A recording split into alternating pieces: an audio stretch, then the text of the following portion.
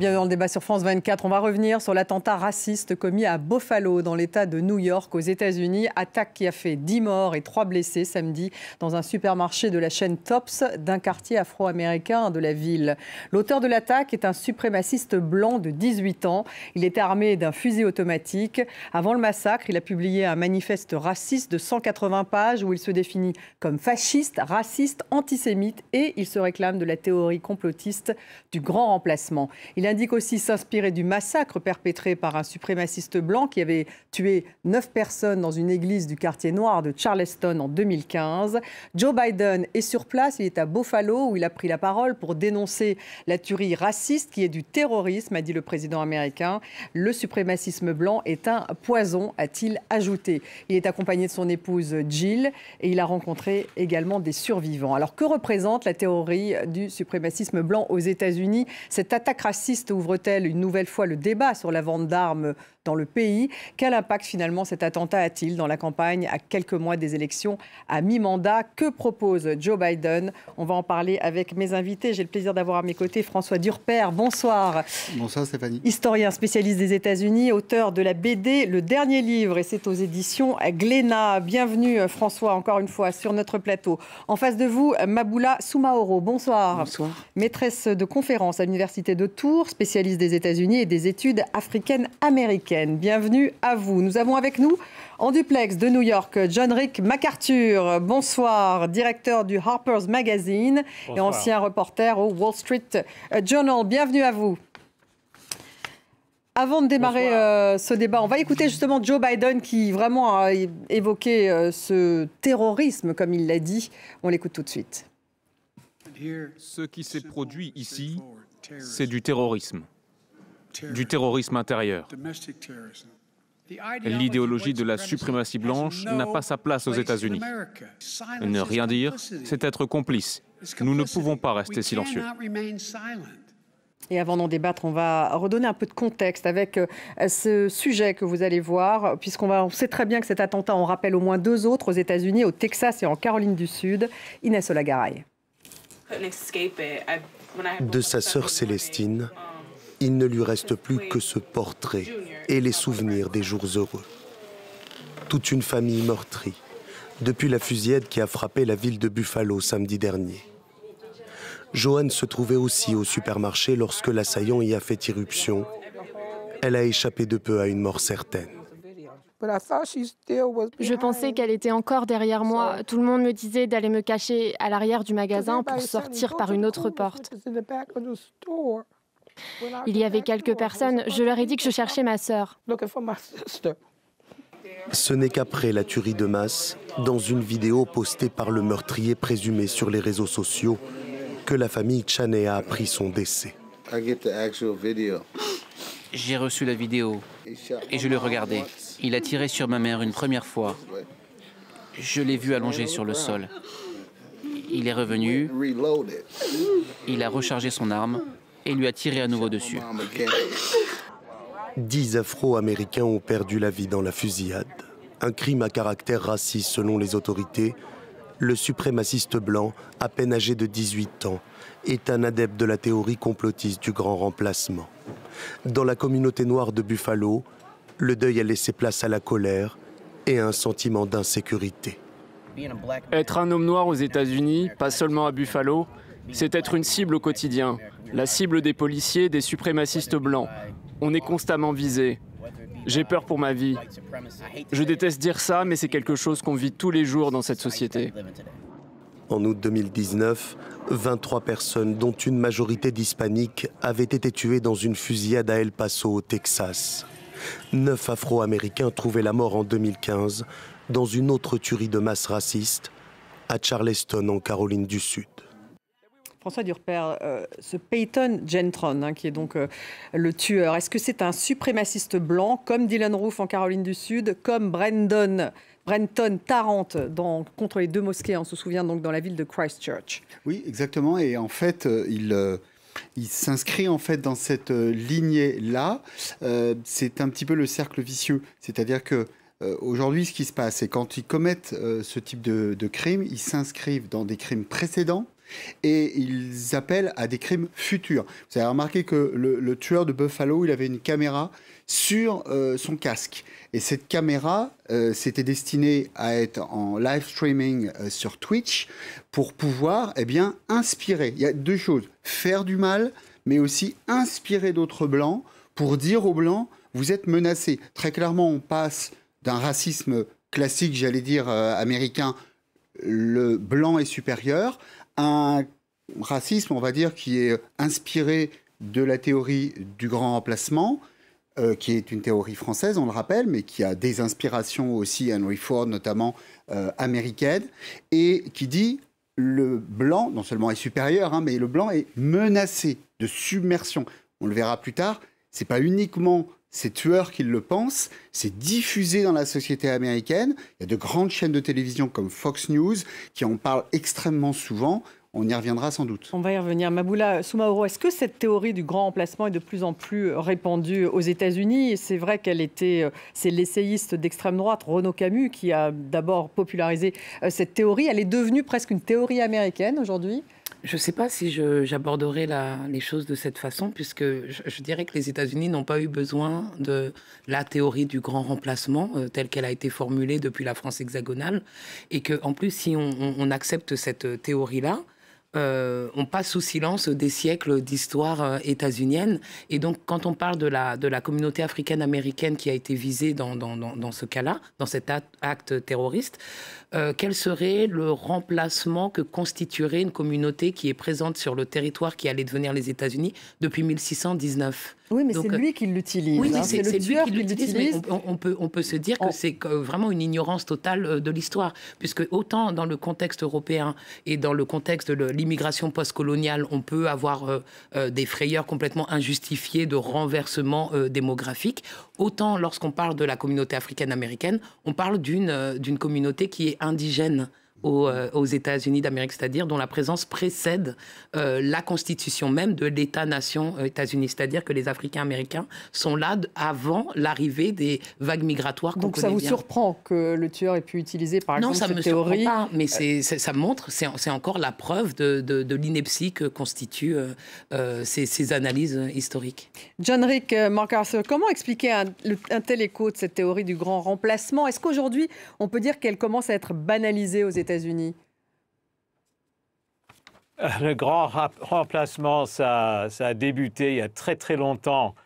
Il y a beaucoup de gens paranoïaques aux États-Unis, mais les massacres contre les Noirs, il y en a eu souvent au début du XXe siècle, à Chicago, à Tulsa, dans le Oklahoma.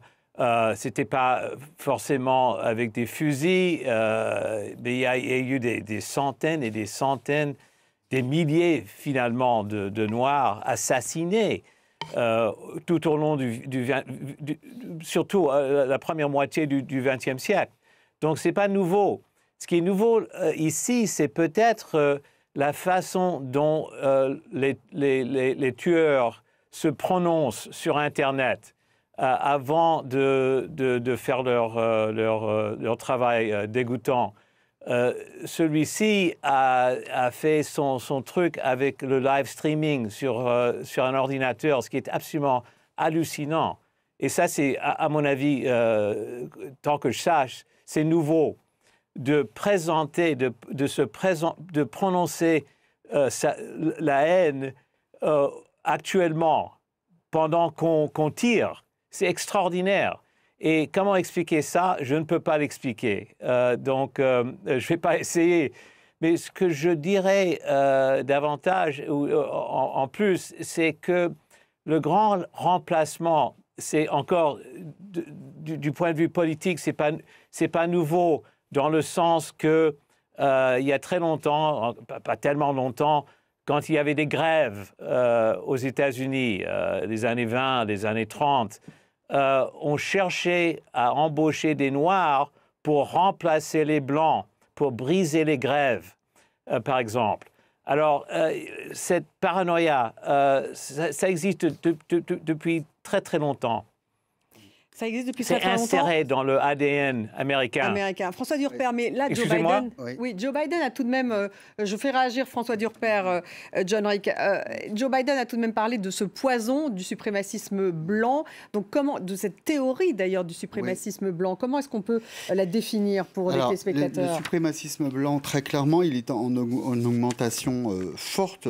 C'est 55% d'augmentation des groupes suprémacistes blancs entre une période très très courte, 2017-2019.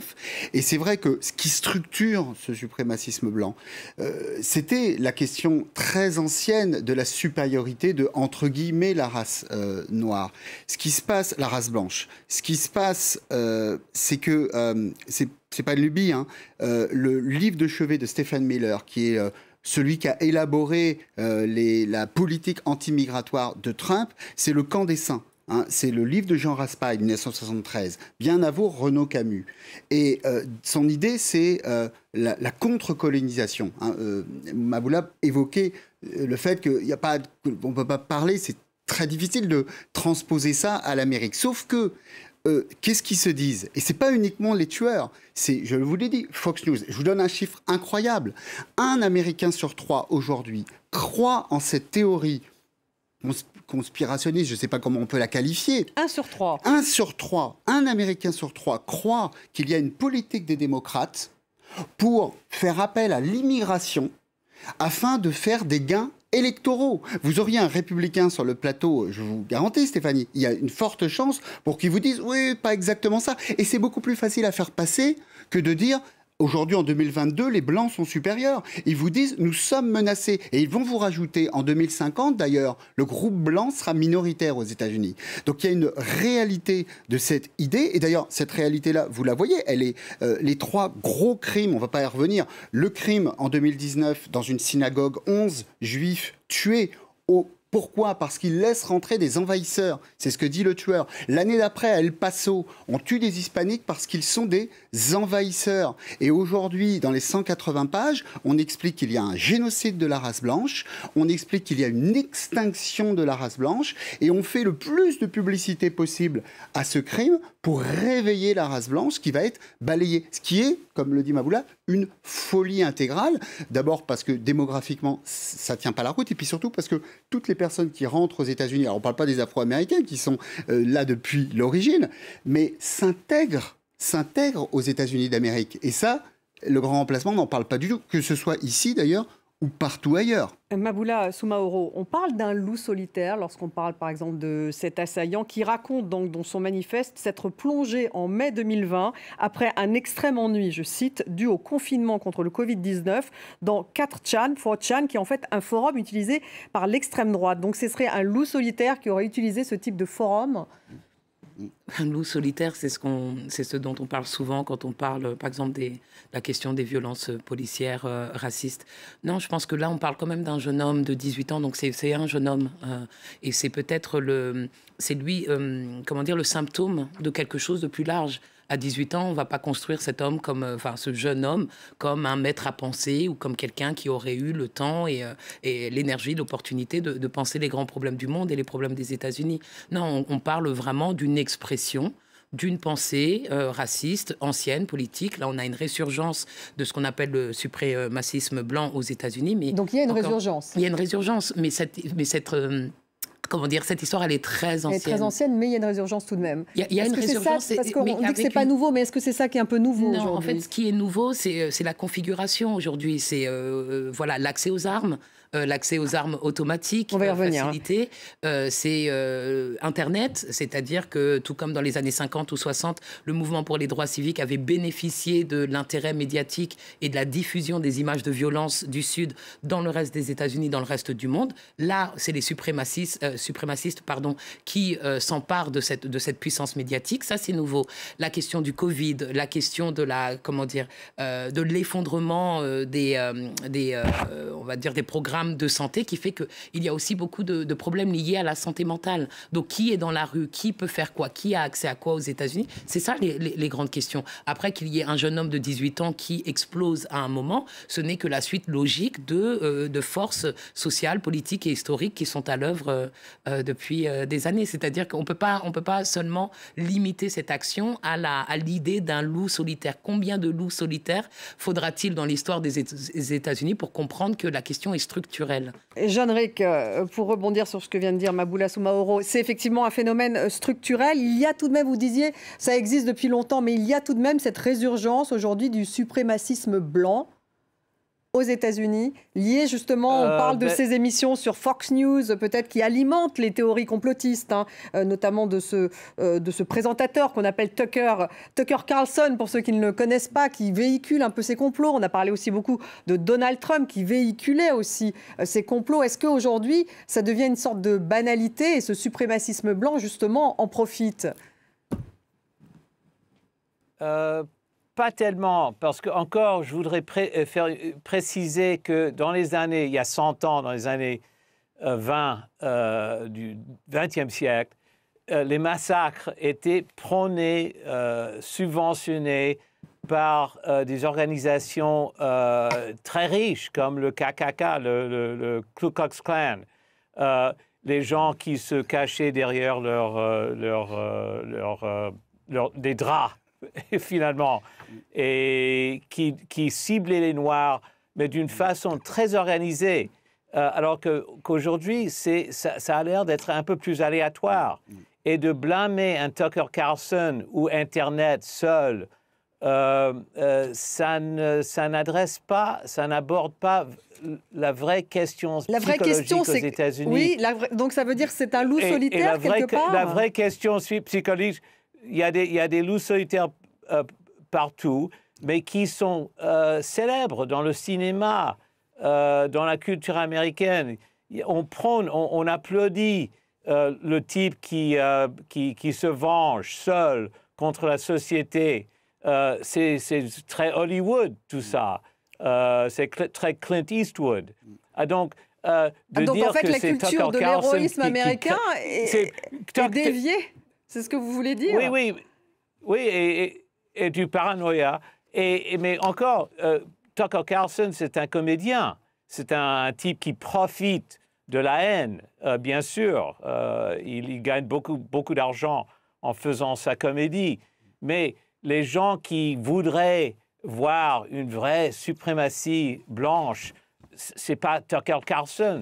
Ce sont des gens dans l'ombre. Et ils sont minoritaires. Rappelez-vous qu'il y a pas très longtemps, on avait un président noir qui a été réélu avec une grande majorité. Alors on ne peut pas dire que l'Amérique est fondamentalement raciste, mais il y a quand même ce phénomène américain, et je dirais un peu psychologique, du type marginal qui se sent poussé au pied du mur et qui se venge. François Durper voulait réagir. Et ça, c'est très américain culturellement. Et c'est très Hollywood, c'est loué par Hollywood. Alors attendez, François Durper vous répond, Jean-Ric. C'est pas marginal là. En fait, on peut comparer avec l'histoire. Très bien, le premier crime, hate crimes, les hate crimes, on peut parler du génocide amérindien, c'était des crimes raciaux. Les lynchages, ils étaient quotidiens. Mais après, quand on parle du racisme contemporain, le FBI définit hate crimes et définit ça et en fait des statistiques depuis 1991. Il y a cette année plus de 8000 crimes de haine. C'est un record depuis 1991. Donc, il ne s'agit pas de dire... on peut dire, oui, effectivement, le génocide des Amérindiens, c'était très grave. Et puis, les lynchages, ils étaient très graves. Il y a que, depuis une certaine... Et plus de la moitié... Alors, 65%, attention, les hate crimes, ce n'est pas uniquement des crimes raciaux. Parmi ceux-là, c'est 65% de crimes raciaux. Parmi ces 65% de crimes raciaux, c'est plus de la moitié afro-américains qui sont touchés. Par exemple, un tiers des universités de tradition afro-américaine ou de collèges ont reçu une alerte à la bombe au cours de cette année. Donc ça veut dire qu'il y a des phénomènes contemporains. On parlait à l'instant de Donald Trump. Vous savez que d'octobre à décembre 2017, élection de Donald Trump, il y a eu une hausse de 26% des hate crimes, des crimes liés à ça. Alors après, ce qui ressort de l'histoire du pays, eh ben c'est où il se passe le crime. Il se passe dans un quartier afro-américain. Ça, c'est ça qui est anachronique. Qu'on puisse aujourd'hui dire East Side, Buffalo, c'est que des Noirs américains. C'est-à-dire que c'est afro-américain. Et ça, c'est lié au headlining, c'est lié à des décennies et décennies de ségrégation. Et ça, la presse américaine ne va pas en parler. Elle va dire effectivement, ce sont des ségrégationnistes. Elle va beaucoup moins parler du racisme structurel qui fait que en ce moment, dans l'urbanisme américain, ben oui, c'est peut-être compliqué parce qu'il y a des questions raciales et des questions aussi liées à la pauvreté. Et toutes ces questions-là, elles sont imbriquées. Mais il y a les deux choses. Il y a la partie émergée de l'iceberg, c'est 8000 hate crimes. Et puis, il y a la partie aussi de racisme systémique. Maboula Somoro, j'imagine que vous êtes d'accord avec ce que vient de dire François Durper sur ce racisme systémique aux États-Unis, ce structurel. Mais ce que je veux dire, enfin, si on reprend ce que vient de dire François Durper, si on est à Buffalo et qu'on veut tuer des Africains-Américains, on sait où les trouver. On sait où les trouver spatialement et géographiquement. Mais la ségrégation n'explique pas forcément un acte comme celui-ci. Non, on parlait de la structure, c'est-à-dire qu'il peut y avoir des quartiers. C'est-à-dire qu'on n'a pas besoin de faire toute la ville pour tomber sur un Africain-Américain quand on veut en tuer un. Et d'ailleurs, il est allé faire, pour revenir justement sur le criminel, il est allé faire un repérage, il est allé plusieurs fois, il est allé alors, en mars sur place, il a passé la journée, donc il a repéré effectivement. On sait que dans l'organisation urbaine, on sait que les Africains-Américains, et là on parle d'un quartier modeste, hein, je veux dire, il peut y avoir des quartiers africains-américains beaucoup plus riches, en tout cas dans ce cas de figure. Là, on a un reflet de la ségrégation structurelle, parce qu'on parle de Buffalo, en plus de l'État de New York, on est dans le Nord, on n'est pas dans le Sud. Il y a c'est un État quand même de tradition démocrate, libérale au sens américain du terme. Et pendant longtemps, les États-Unis ont voulu croire, enfin le Nord des États-Unis a voulu croire qu'il était moins raciste que le Sud. Et ça, on le sait depuis la fin de l'esclavage, depuis la fin du 19e siècle et le début du 20e siècle, que cette question de la catégorisation raciale et des actes racistes, elle touche l'ensemble des États-Unis, et que ce soit pour les communautés raciales ou les communautés aussi qui regroupent des orientations sexuelles particulières. Il y a des crimes de haine qui visent les communautés LGBTQIA+. Enfin, je veux dire, on tue de tout.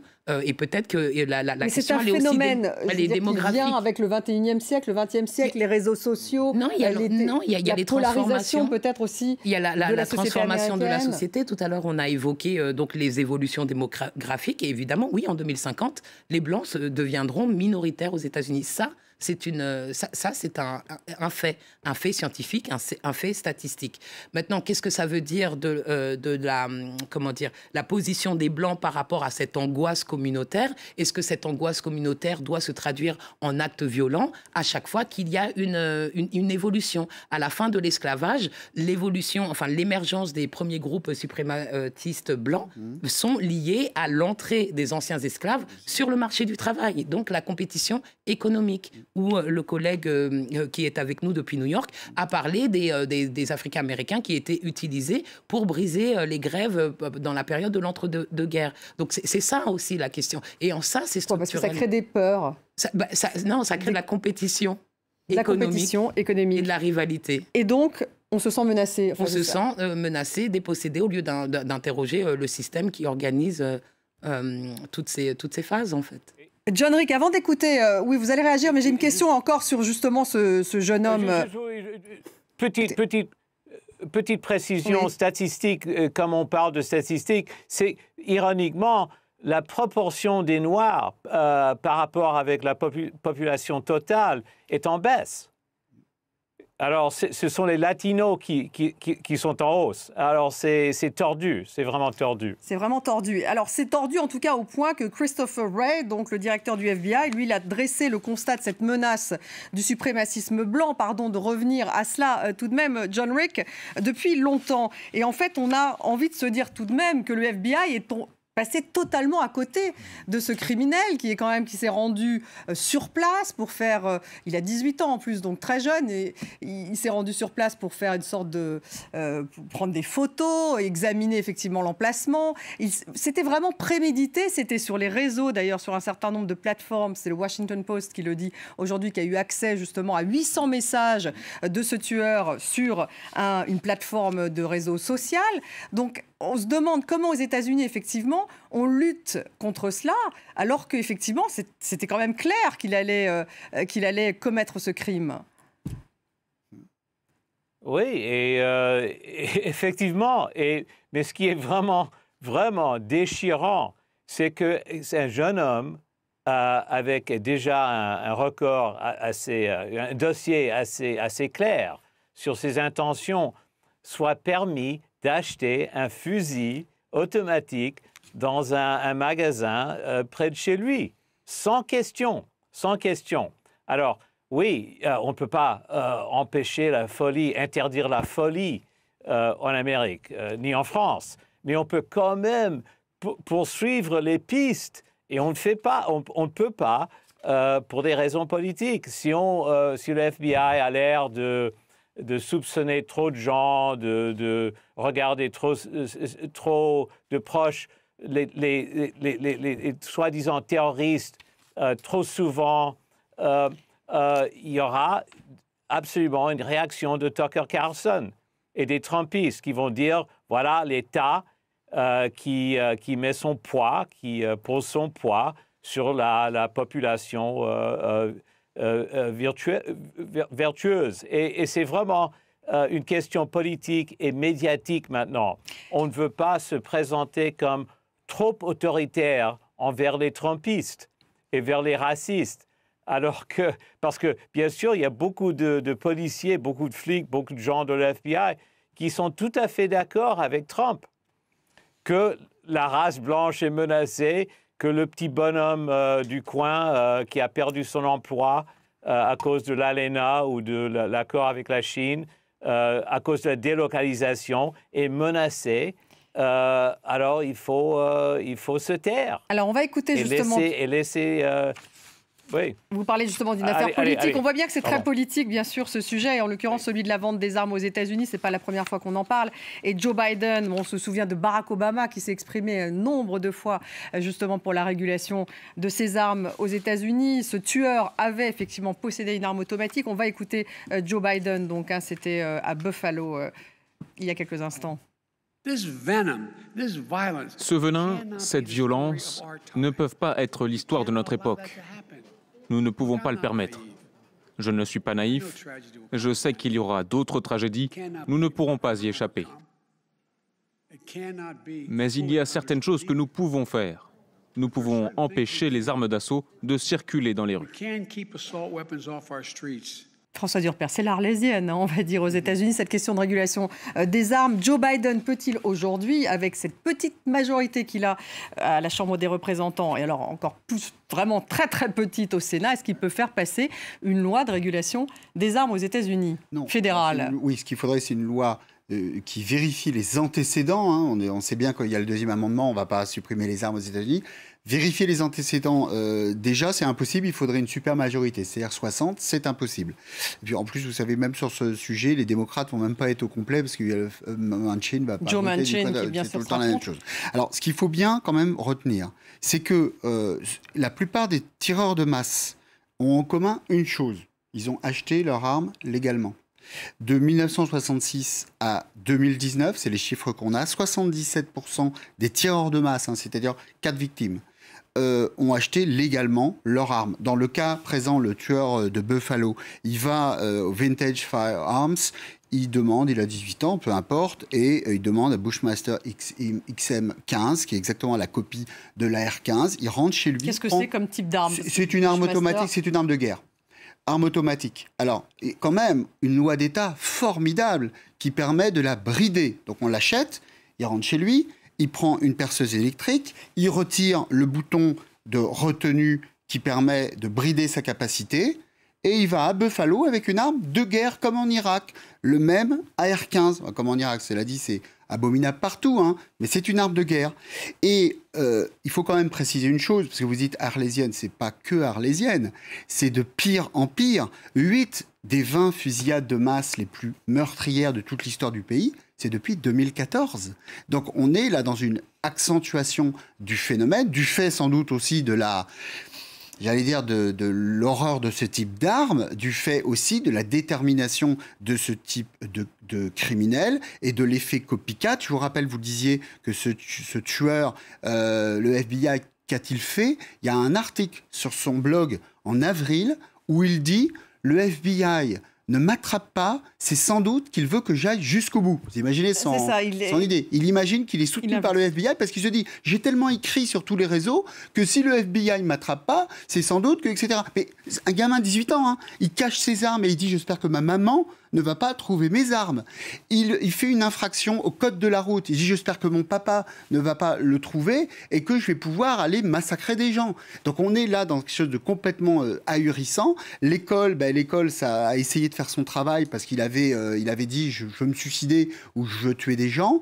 On avait fait une évaluation psychiatrique et au fait, ça n'a pas eu de suite, hein, au final. Maboula. Et surtout, il est vivant.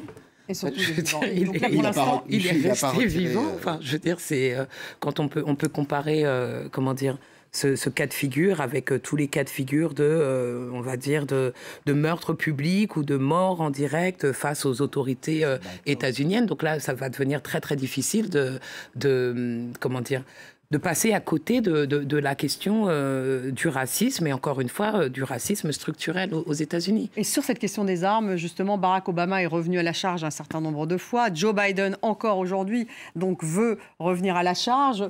C'est peine perdue. C'est pas peine perdue. Je pense qu'il y aura des mobilisations et un activisme réalisé autour de cette question du deuxième amendement. Mais peut-être qu'il faut revenir aux fondamentaux et rappeler peut-être à l'auditoire français ce qu'est le deuxième amendement. Le deuxième amendement fait partie du document qui s'appelle The Bill of Rights. Et c'est sacré. On parle d'une constitution qui date de 1787 aux États-Unis. En France, par exemple, on est sous la 5e République. On n'est pas sous la 2e, 3e ou 4e constitution. On est aux États-Unis. Le document juridique qui fait foi dans le pays est un document qui naît de la Révolution américaine. Donc on ne change pas comme ça. Les 10 premiers amendements sont des amendements sacrés. Et donc, il est possible pour toutes les personnes qui, s'opposent à la régulation des armes et la limitation de l'utilisation des armes aux États-Unis, il est facile de prôner ou de mettre en avant le caractère sacré de la Constitution des États-Unis et de Bill of Rights, même si on pourrait très facilement rappeler que ce deuxième amendement, il entre en vigueur au moment où les États-Unis sortent d'une guerre de 7 ans contre la Grande-Bretagne, vont commencer leur grande, expansion territoriale. Donc, quand on parle de l'État libre, de Free State, c'est le terme qui apparaît dans le deuxième amendement, on parle d'une jeune nation en danger qui veut se défendre. Et une jeune nation qui veut aussi élargir ses frontières. Donc, est-ce qu'on en est au même moment de l'histoire des États-Unis? Bien sûr que non. Non, mais il faut le faire comprendre. John Rick, pourquoi ce deuxième amendement est-il aussi sacré ?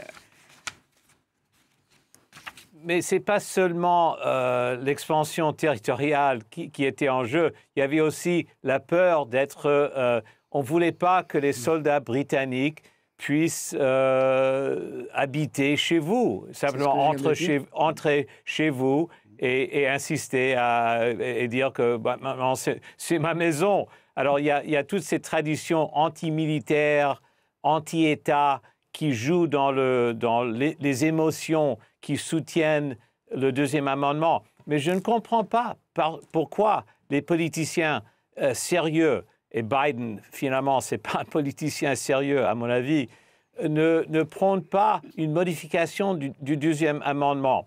Ça serait vraiment pénible. Ça prend 3/4 des États pour approuver une modification de la Constitution. Donc c'est compliqué. Mais on pourrait au moins commencer un débat et dire, OK, dans l'État de New York, on va proposer une modification du deuxième amendement qui interdit les armes de guerre, ou je ne sais pas trop bien, par les pistolets. J'invente ça sur place. Excusez-moi. Oui, le débat est lancé, déjà disait Maboula. En plus, c'est vrai que Barack Obama, on se souvient tout de même. Moi, j'en ai pas entendu parler. Le débat est lancé. Des mobilisations anciennes et un activisme autour de la régulation des armes aux États-Unis. Sauf qu'ils n'ont pas gagné et que ça demande du courage politique pour les politiciens, les politiciennes qui sont en poste. John vous répond, attendez. Que Biden n'a pas. Biden n'est pas courageux. Il manque de courage politique. Non. Mais il n'a pas la majorité non plus. S'il avait le courage, il monterait au créneau et il dirait... Et Barack Obama n'a pas été courageux non plus, il faut modifier la Constitution. Barack Obama pas du tout. Non mais alors là... François Durand vous répond. Il avait très peur. On a entendu les politiques américains depuis les dernières heures. Il vous répond, François Durand. Oui, on a entendu les politiques américains depuis les dernières heures regretter. Alors, c'est même pas proposer une législation en matière d'armes, mais c'est plutôt regretter qu'ils ne puissent pas le faire. Nancy Pelosi, enfin, ils ont tous exprimé ça. Mais ils ont dévié le problème. Parce que à partir du moment où vous dites le port d'armes, c'est compliqué, c'est impossible, on n'a pas de majorité pour le faire. Là, il y a un crime raciste. Ouais, je suis désolé. À l'époque des lynchages, puisqu'on a commencé par parler de l'histoire américaine, les blancs racistes n'utilisaient pas des armes de guerre. Donc ça veut dire que même si on met les armes de guerre de côté, les lynchages ont toujours existé, ça va continuer. Donc là, il y a peut-être spécifiquement des mesures à faire pour limiter ces crimes racistes. Est-ce que c'est possible? Je vous donne un exemple très concret. 82% des suspects liés aux crimes de haine entre 2005 et 2019 n'ont pas été poursuivis par la justice. Donc là, il y a une proposition très concrète que les procureurs fédéraux soient sensibilisés à cette problématique pour que ces personnes soient... Alors évidemment, dans le cas du tueur de Buffalo, 10 morts, etc. Mais je parle de l'alerte à la bombe. Je parle de la lettre d'insulte raciste, de toutes ces choses qui sont à l'intérieur du crime de haine et qui doivent être suivies en justice. Ça, c'est une proposition extrêmement concrète. Et peut-être d'un mot, je vois que le temps passe, ne pas faire croire non plus que c'est spécifiquement afro-américain.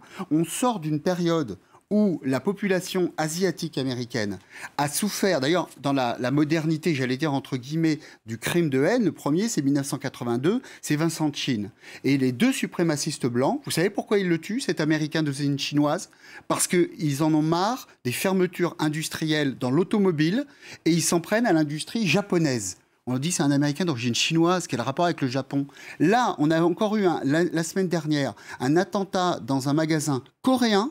Pourquoi? Vous le savez? Parce que Covid-19, Donald Trump a parlé d'un virus chinois. On a ça sur toutes les chaînes d'extrême droite américaine, virus chinois. Et donc les Coréens, et même d'ailleurs les Américains d'origine chinoise, n'ont pas à subir plus que ça. Mais vous avez là non seulement ces criminels, évidemment c'est complètement idiot, et vous avez un sociologue américain, Russ Lang, qui est très, très intéressant pour dire qu'il y a une matrice globale, mais que chaque communauté aussi subit et souffre de ce racisme. C'est un problème de justice, Maboula, vous, oui, c'est un problème de justice, c'est un problème d'égalité, d'équité, de protection, et de la protection équivalente pour tous les citoyens. Comme je le disais tout à l'heure, qu'on tue des personnes issues des communautés LGBTQIA, ou des juifs, ou des asiatiques, un peu plus en ce moment, des latinos, des africains, américains. Enfin, on parle vraiment de l'ensemble des communautés qui constituent cette nation états-unienne. C'est-à-dire qu'on n'est pas seulement dans la question de l'immigration et de ce pays qui se verrait comme recevoir actuellement des vagues. Non, on parle de personnes qui constituent depuis des siècles cette nation états-unienne. Donc il y a un traitement inégalitaire et qui est très ancien. Ce traitement inégalitaire, oui, on peut remonter aux populations autochtones, on peut aller jusqu'au lynchage de la fin du 19e siècle ou début du 20e siècle, des attaques contre les populations latinex entre les deux guerres. Enfin voilà, il y a des crimes racistes aux États-Unis. Il y en a eu avant que l'État fédéral ne parvienne à mettre en avant cette idée de crime de haine. C'est-à-dire que les crimes ont précédé la qualification juridique. C'est un progrès quand même. C'est un progrès quand même. François, John Rick, justement, une réaction sur cette problématique de justice aux États-Unis. Est-ce que ceux qui effectivement commettent ce type de crime ne sont justement pas vraiment jugés et que c'est ça aussi la question. Ben, on est jugé si on commet un crime aussi spectaculaire que celui du Buffalo. Il sera incarcéré pendant le restant de sa vie, sans doute. Mais le système de justice, le système juridique aux États-Unis est complètement biaisé contre les Noirs. Alors, c'est vraiment, ça c'est historique. Et la police, en général, est dominée par des Blancs. Et on voit, après 1 an, 2 ans après le meurtre de George Floyd, il y a toujours des Noirs vraiment assassinés par des policiers blancs pour des raisons aléatoires. C'est absolument incroyable ce qui se passe aux États-Unis. Mais rien ne change. Sauf que ce qui est vraiment gênant, c'est d'entendre les politiciens appeler à l'unité après les massacres. C'est pas sérieux, c'est simplement pas sérieux. Il faudrait attaquer juridiquement les processus tordus de la justice américaine. Et on ne le fait pas. Il y a pas c'est un peu inséré dans le système fédéral, bien sûr.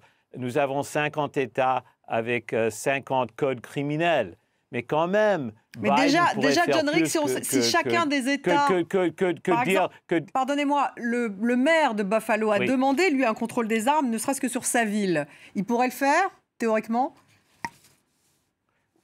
Oui, et il y aura bien sûr un procès entamé par le lobby des armes à feu et dans 2 ans, la Cour suprême probablement va abroger la loi à Buffalo.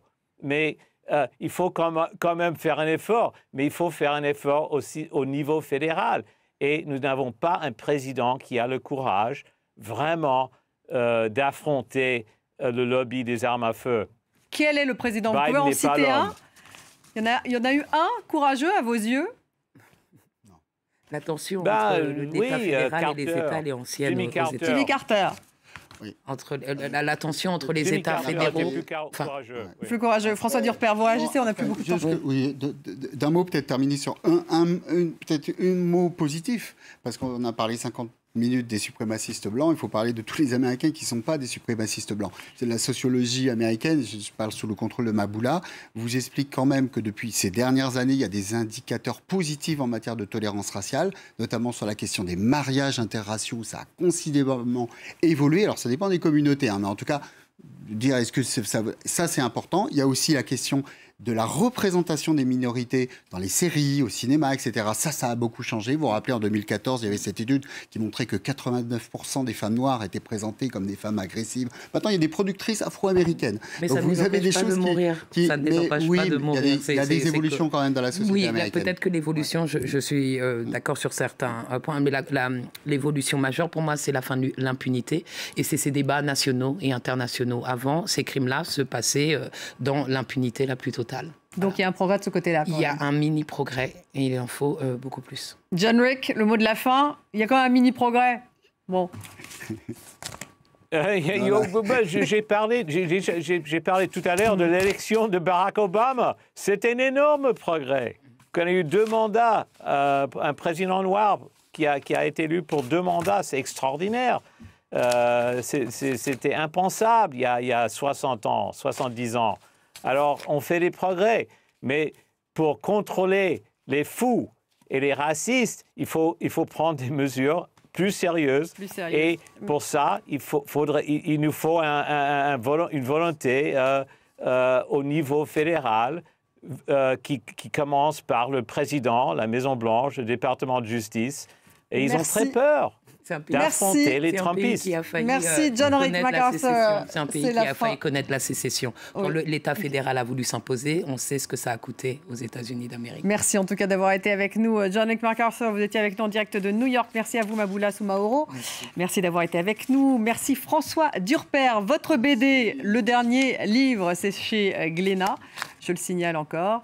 Merci à vous tous de nous avoir suivis. Vous restez avec nous sur France 24, bien sûr.